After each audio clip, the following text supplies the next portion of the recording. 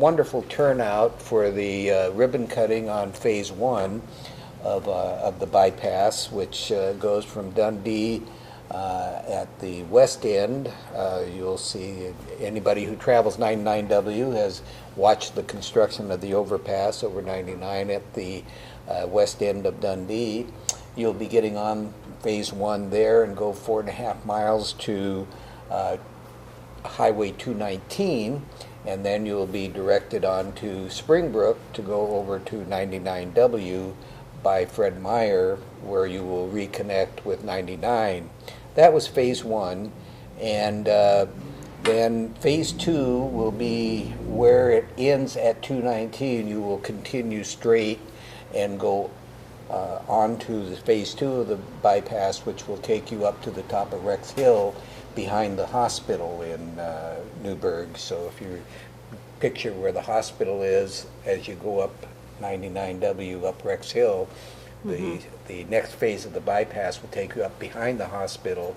Between where the golf course is up there and the hospital, you'll come out at the top of Rex Hill. That'll be phase two. And phase three then will start at McDougall's Corner, where Highway 18 intersects with 99W. Well, back before you get to that point, you'll take off onto the bypass there and bypass completely Dundee, Newburgh, and end up at the top of Rex Hill. So we are, phase one was 29.5 years in the making. I am quite confident that phase two and three will be a little bit quicker than that. We have a lot quicker, possibly. Well, we did in the 2017 transportation package. We did get $22 million toward the bypass, or the phase two. We also had $10.5 million of savings from phase one that went into right-of-way purchase. So we've got $32 million, which isn't a lot compared to what we need, but what it is, and what I mentioned yesterday at the ribbon cutting, it's a commitment on the part of the state. They've got $32 million dedicated to that project, which means that they're willing to continue working with us toward that. So it's a lot more than we had when we started working on phase one. And so we're going to get there. It's and I think with the people that we had present yesterday at the ribbon cutting, I think they can see what a strong alignment we have of the cities in Yamhill County, of the Confederated Tribes, and they've stepped up to the plate.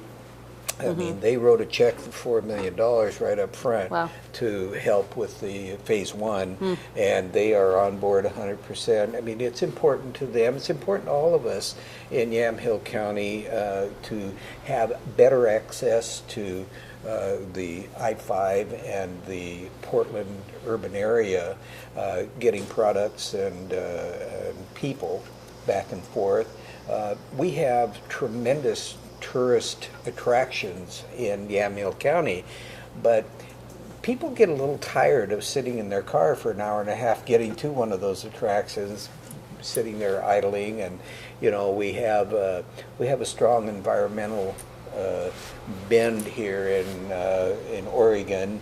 Environmentalists are so concerned about polluting the air. They should be on board helping us to get this done, because when you've got a diesel truck sitting there idling, waiting to get out of that traffic, and all those cars idling, they're putting a lot of pollutants in the air. So I would think that we could get some help from our environmental friends getting this bypass completed. But that's for all of the people watching. January 6th, 2018, you'll be able to drive on the bypass. The ribbon cutting was ceremonial. The actual opening will be January 6th. January 6th, okay. And you predict that until the second and third phase is done, there's actually going to be some continued frustration. But I think that people are going to recognize some delays. There will be some improvement with the fish hook, because you'll be able to get off That light in Dundee that creates a lot of the backup will be there. Obviously, there's a light at where the left turn lane is getting onto the overpass. So there's still going to be some delays, but I think you're going to find it a little easier at the west end. The east end, I'm a little concerned where you come out on 219. That has not been resolved with going out Springbrook to 299W there at the intersection where Fred Meyer is. I'm afraid that's going to be a bit of a congested area, and I think we're going to have a failure there. But it was better than the ODOT's original plan, which was to realign Wilsonville Road with where the bypass would terminate. So Wilsonville Road would have become the, if you will, the default extension of the freeway or of the bypass. And if anybody has traveled Wilsonville Road, that would have been a terrible disaster. And so that alignment is not going to take place. The Wilsonville Road will eventually realign and come into 219 down by Winooski Road. But there's a lot of things, a lot of moving parts to that. But phase one is complete, a little bit of window dressing still to do, and then January 6th you'll be able to drive on it.